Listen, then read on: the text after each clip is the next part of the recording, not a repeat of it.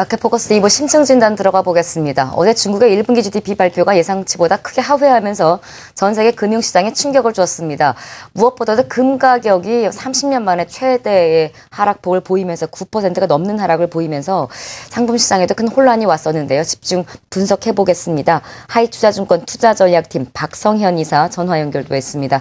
박 이사님. 예, 안녕하십니까? 네, 안녕하세요. 예. 중국의 1분기 성장을 쇼크라는 표현이 들 정도의 어제 큰 금융시장에 충격이 있었는데요. 특히나 금 가격 하락이 상당히 컸습니다. 예. 급락 배경부터 정리를 좀 부탁드릴까요? 예, 크게 한 4가지 정도로 좀 요약을 해볼 수 있을 것 같은데요. 첫 번째 말씀하신 대로 일단은 중국 경기, 아무래도 원자재 수요의 최대 수요국인 중국 경기의 성장 속도가 당초는 한 8% 초반대를 예상을 했는데 7% 중후반대가 이렇게 나온 상황들이기 때문에 결국 중국 경기 회복이 더디다는 부분 자체가 결국 원자재 수요의 어떤 급락으로 좀 이어진 것 같고요. 두 번째 요인은 이제 키프로스 사태입니다. 키프로스에 대해서 구제금융 지원을 이제 합의하기도 했음에도 불구하고 최근 이제 키프로스가 이웃 쪽에 추가적인 금융 지원을 더 요구하고 있는 상황들이고 더구나 자국이 보유하고 있는 금을 지금 내다 팔겠다라는 소식 자체도 금 가격 하락에 조금 일조를 한 것 같고요. 세 번째 기준은 아무래도 원자재 시장하고 이제 깊은 연관관계가 있는 달러 추세인 것 같습니다. 최근 보면은 달러가 좀 추세적인 강세 흐름으로 가는 것이 아닌가 하는 우려 자체가 상당히 높아지고 있고요. 결국 이러한 것들이 자금의 원자재 시장의 이탈을 좀 촉발시키는 거고 대표적으로 금 상장 지수 펀드 세계 가장 큰 상장 지수 펀드인 그 SPDR 펀드가 최근 금을 상당 부분 매각을 했습니다. 그래서 그러한 것들이 이제 금 가격뿐만 아니라 전반적인 원자재 사이클 자체를 좀 막을 내리게 하는 게 아니냐는 우려감 자체가 이제 좀 작용한 거고요. 마지막으로 중국 내 지금 원자재 재고라든지 또 미국 같은 경우 원유 재고 이런 것들이 상당히 많은 수준에 있다는 부분 자체도 최근 금은 각종 원자재 가격의 어떤 폭락을 좀 촉발시키는 요인으로 작용한 것 같습니다. 네, 원자재 가격이 급락한 원인은 크게 4가지로 꼽으셨는데 이 가운데 달러 강세가 들어있습니다. 여러 가지 다른 이슈들을 우리가 많이 짚어보긴 했었는데 달러 강세가 이런 원자재 시장에 어느 정도의 영향을 미친다고 보고 계신 건가요?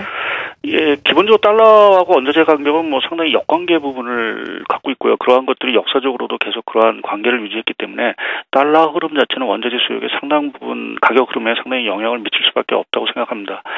실제로 우리가 그 원자재 슈퍼 사이클을 얘기할 때 이제 2000년 초반부터 이제 원자재 슈퍼 사이클을 얘기를 하는데요. 그 당시에 이제 있었던 여러 상황을 정리해 보면 크게 두 가지.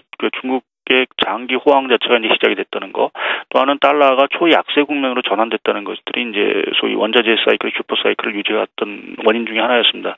근데 지금 이러한 원자재 슈퍼 사이클 자체가 앞서 말씀드린 중국 경기 부진과 더불어서 이제 또 다른 축인 달러마저도 이제 강세 전환한다고 한다면 결국 이전과 같이 원자재 슈퍼 사이클 자체가 이제 종료가 되고 원자재 사이클이 이제 좀 하락 기조로 추세적인 하락 기조로 갈 수 있다는 우려감을 높일 수 있는 부분들이기 때문에 향후에도 원자재 시장에 있어서 달러 흐름 자체는 상당한 큰 영향을 좀 미칠 거로 좀 예상을 하고 있습니다.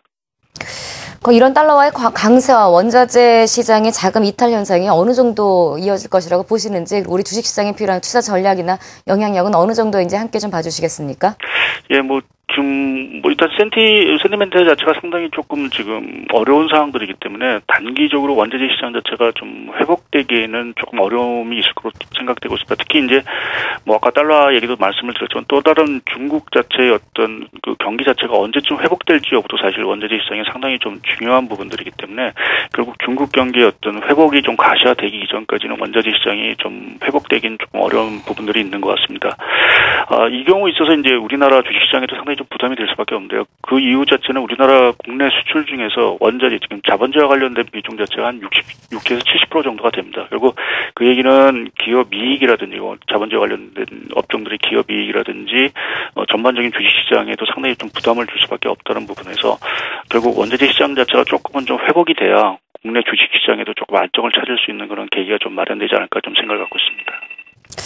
알겠습니다. 원자재 시장이 급락과 함께 시장에 미치는 영향력 한번 자세하게 진단해봤습니다. 하이투자증권 투자전략팀 박상현 이사 수고해 주셨습니다. 고맙습니다. 네, 감사합니다.